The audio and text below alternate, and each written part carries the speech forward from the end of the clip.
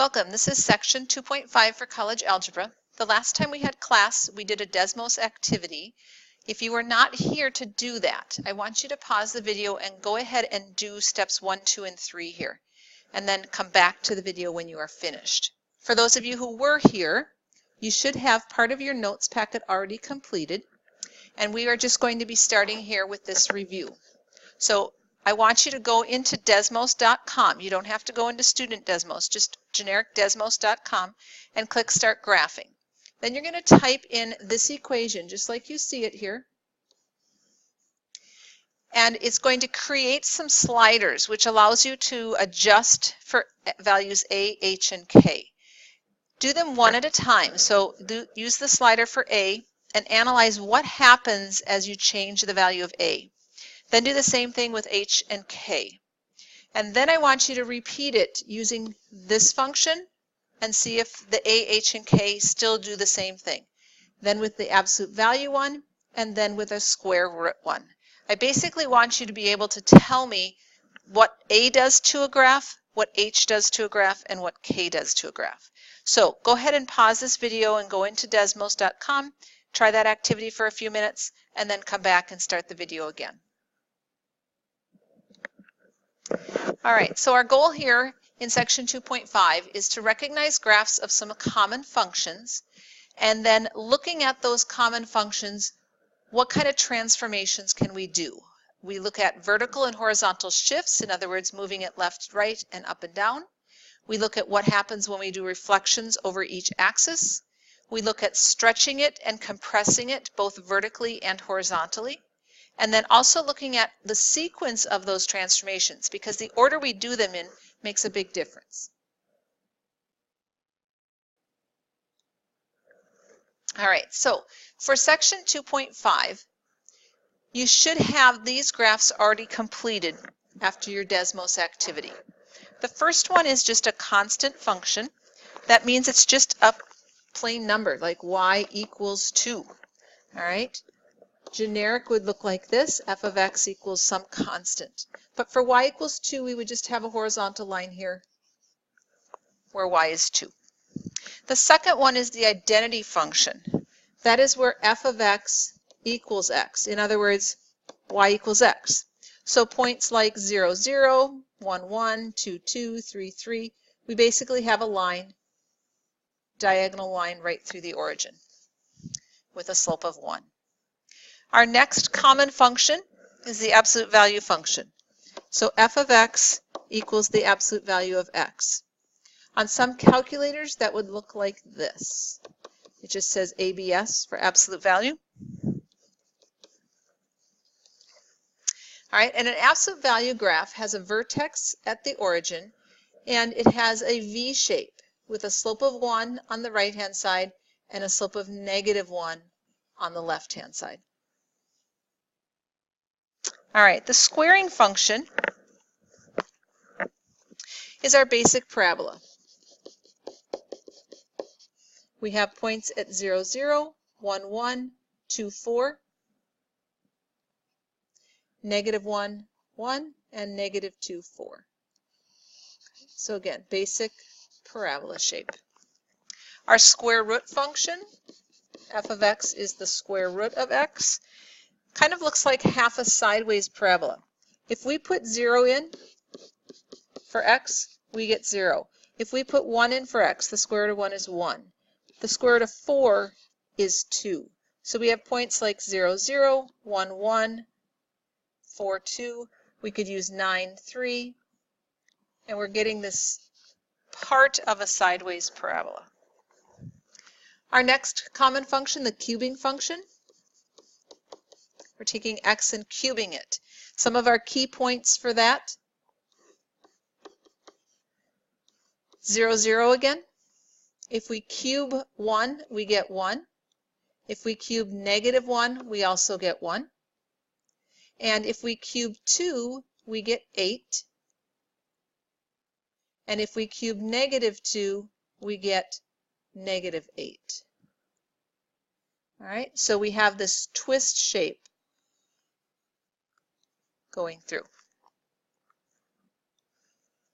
And then the last common function that you need to understand is our cube root function. So we're taking the cube root of x, which basically switches your x and y's from our last example. So for example, if we cube root -8, we get -2. If we cube root -1, we get -1. 0, 0, 1, 1. Cube rooting 8, we get 2. So we have the points -8, -2, -1, -1, 0, 0, 1, 1, and 8, 2. So it's a twist again, but this is a sideways twist. All right, so you have the basic common functions. We're going to look at what we can do to transform those so that we don't have to memorize a ton of different functions. We can start with what we call these parent functions and then go from there. So the first thing that you analyzed when you were going through Desmos was, what does the number h do? Again, if we think of our basic function,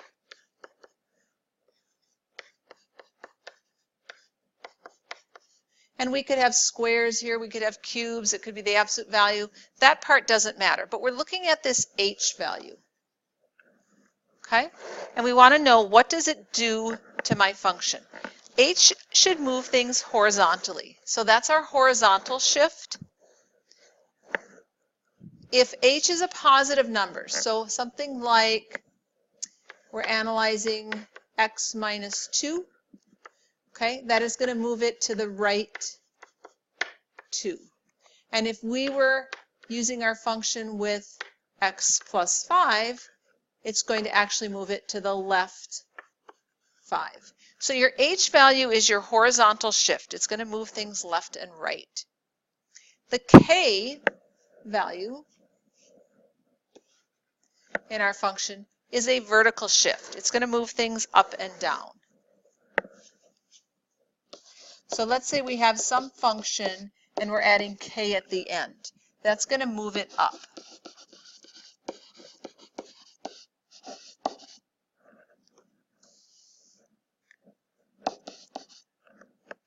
Let's try this again. It's going to move our graph up k units. All right, and if we have some function, again, it could be absolute value, squaring, that part doesn't matter. If we subtract k at the end, it's going to move the graph down.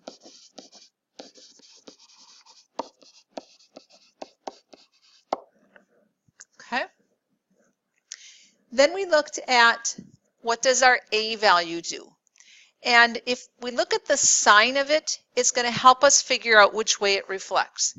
So if we have the negative outside of our function, then it's going to flip across the x-axis. But if our negative is inside the function, it's going to reflect across the y-axis. All right? So one way to think about this, if we have a point up here and we want to reflect it across the x-axis, the part that changes is not the x-coordinate but the y value. So here we have a positive y value. When we reflect it over x, we end up with a negative y value. Okay, so we're basically saying our y becomes negative, right, or the opposite of what we were.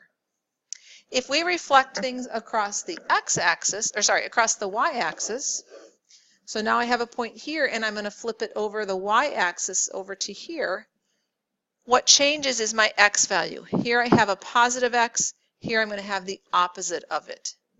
Okay, so it's the little x in here that changes to the opposite sign. All right, the next thing you analyzed was stretching and compressing. And we have both vertical and horizontal ones.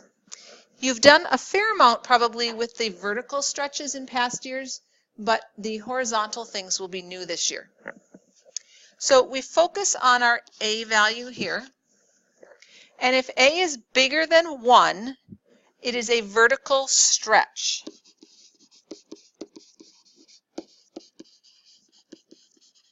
And if a is something between 0 and 1, we have a vertical, either a shrink or a compression.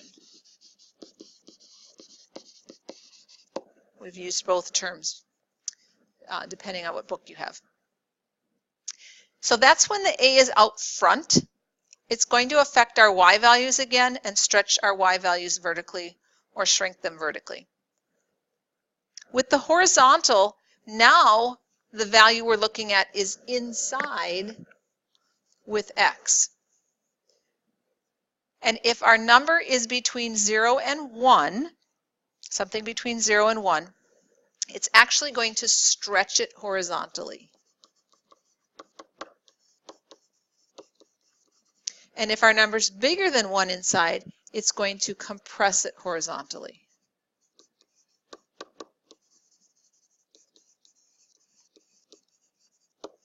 So the things that happen inside with your X here are really the opposite of what we think. When our C value gets small, like a 1/2 or a 1/3, it's actually going to stretch our graph out. But when C gets large, something bigger than 1, it's actually going to compress it down. All right, so we have identified what A, H, and K do to our graph. We need to look now at what order those transformations happen in. And the easiest way to do this is to make sure that our function is in what we call transformation format. So take a minute and write this down in your notes. If we have our functions in that format, we can simply identify our transformations and go from left to right. And it will always get us to the right point. All right, so let's start with a parabola. We have an x squared here, so it is going to be a parabola. So our parent function is our most basic parabola, just y equals x squared. And what we're going to do to that, what our 5 right here does to our equation, is it's going to shift our graph right 5. And our 3, because it is negative, is going to move our graph down 3. And so we are going to start with our parent function. We have our basic y equals x squared. So 0, 0, 1, 1, 2, 4, negative 1, 1, and negative 2, 4. Okay, that's our parent function. We basically just need to move all of those points right 5 and down 3. I'm going to darken this here so we can see it a little easier. All right, so let's start with our top right point here. We want to move it to the right 5, which would put it there, and then down 3. So it lands right there.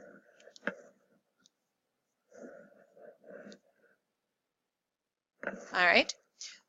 Our next point, the one at 1, 1, we're going to move it right 5 and down 3. We're going to take our vertex, move it right 5 and down 3. And we know because of the symmetry that the other half of our parabola is going to have to look the same. So we basically can fill in this dot and this dot, just knowing that it's symmetric. So we've taken our parent function and shifted the whole thing to the right 5 and down 3. All right, our next problem, we have a cube. So our parent function is our plane y equals x cubed. So we're going to start by plotting those points. All right, our cube graph, remember, is that kind of vertical twist shape. We have points like 0, 0, 1, 1, 2 cubed would give us 8, negative 1 cubed is still negative 1, and negative 2 cubed would be negative 8. So we have our starting points. I can put that T-chart here again.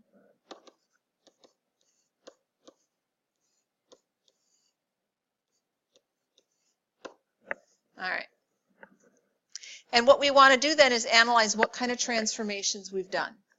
So I see an x plus 4, but remember in our transformation format, it's supposed to be x minus h.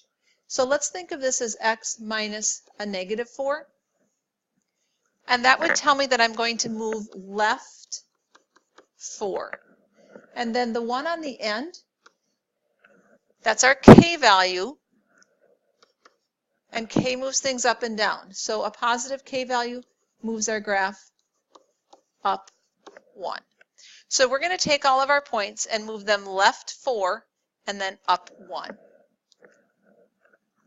Doesn't really matter which point you start with. I'll start here bottom left corner here. Left 4 and up 1 puts me there. Left 4 and up 1.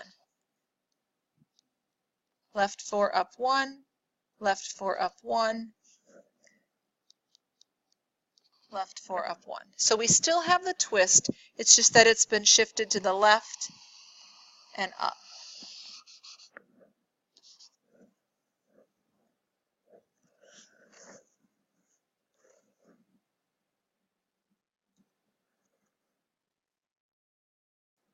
All right.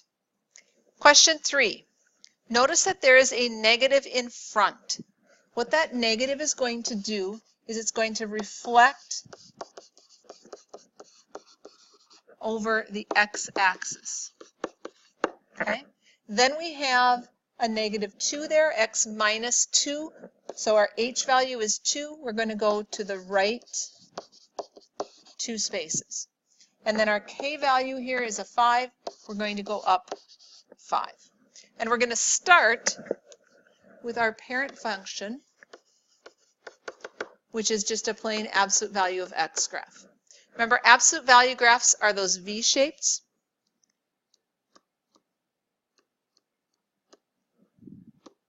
All right, so we have some points that are our basic parent function for absolute value. We want to reflect over the x-axis. So let's start with the point on the top right here. We're going to reflect it over the x-axis. Right now, it is up 4 spaces. So if we reflect over the x-axis, we're going to be down at negative 4. And then we want to shift it to the right and up 5.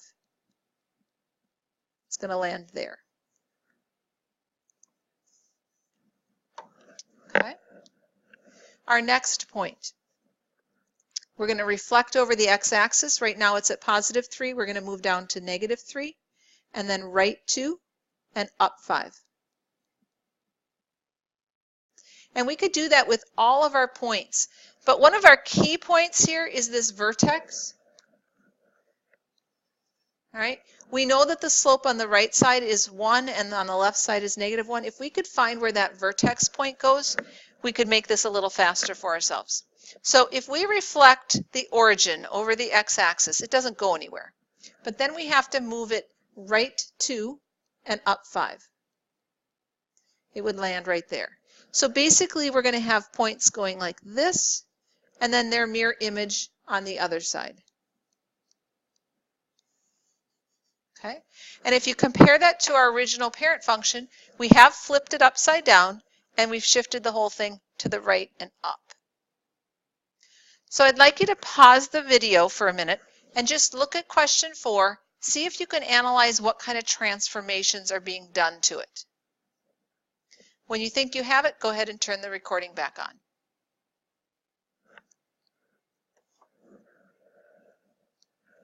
All right, let's check what you wrote down. This 1/2, that is our a value. The numbers in front of our function, which in this case is an absolute value function again, the front number there affects the vertical stretch or compression. The smaller the number, the more compressed or flattened out it gets. So we have a vertical compression of 1/2. So all of our y values are going to become half as tall. And then our 3 is going to shift everything right 3. And our 4 is going to move everything up 4. So again, we're going to start with our parent function. That was our V-shaped graph with the vertex at the origin and a slope here of 1 on the right and -1 on the left. We are going to compress everything so it's half as tall. Now the nice thing with V-shaped, since we have our basic slope on each side, we can think of that as basically changing our slope becomes 1/2 instead of a 1. And on the left side then it would become a -1/2.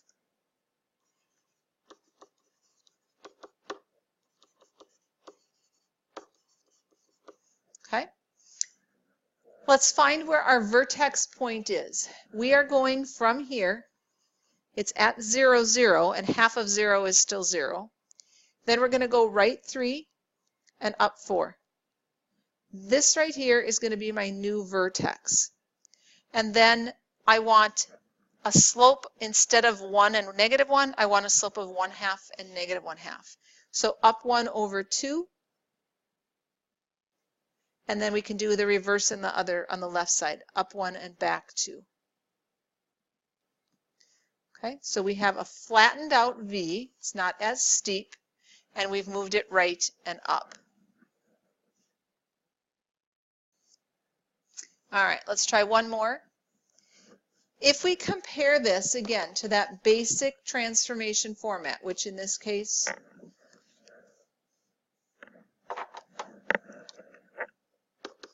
is a cube. Okay, so right now my A value is 2, which means I'm going to have a vertical stretch of 2. I'm going to double all my Y values. There is no H value since it's just a plain X being cubed, so H is 0, which means there is no left or right shift. And my K value is -5, which means I'm going to move down 5. Okay, so we're going to start with our basic cube graph again. That was the one that had a twist with its center here at 0, 0, 1, 1, 2, 8, -1, -1, and -2, -8. Okay, so that's my cube. And I'm going to stretch everything by a factor of 2. I'm not moving left or right at all, but then I am going to move down 5. So let's start with our rightmost point here. Right now it is at a level of 8. If I double that, it becomes 16. So I'm way up here at 16, and then I have to move down 5, which puts me at 11. So I'm going to land right here at 11. Okay. My next point here is at a level of 1. If I double this, okay, I'm at a positive 1 here. If I double it, I'm up here at 2, and then I'm going to move it down 5 from there.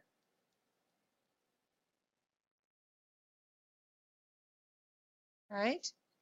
0, 0. Doubling 0 doesn't do anything. Down 5 puts me here. Next point to the left, I am down at -1 for my y coordinate. Doubling it puts me at -2, and then down 5 puts me at -7. And down here, my last point, I'm at -8.